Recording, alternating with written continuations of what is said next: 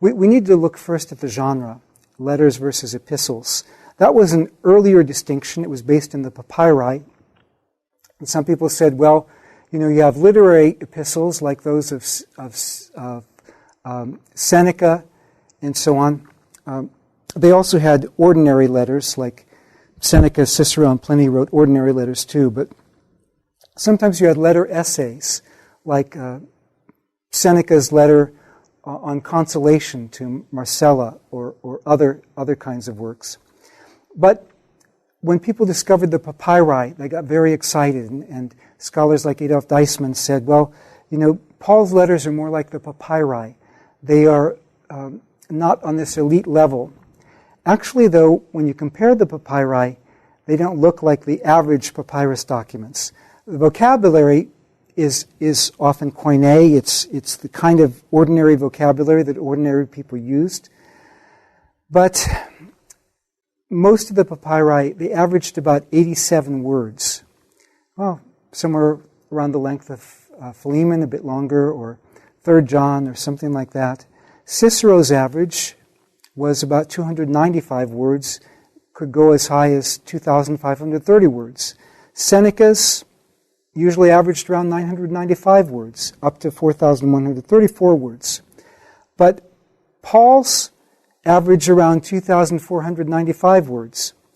And his longest extant letter is Romans, 7,114 words, depending on the textual variants. So, quite different than what we find in the papyrus letters. Indeed, Paul uses not just what you find in ordinary letters. I mean, he's got an epistolary frame, opening and conclusion like you have in letters.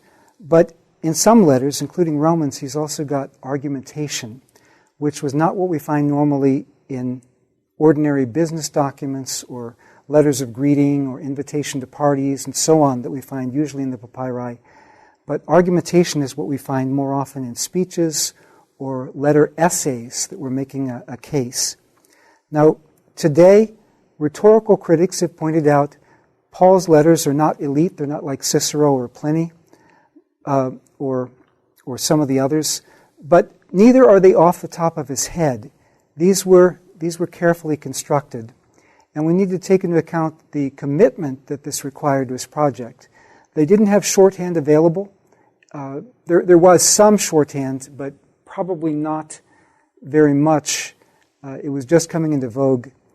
And dictation to Tertius, who was the scribe who wrote down Romans, according to Romans 16:22, he sends his own greetings, probably a believer himself.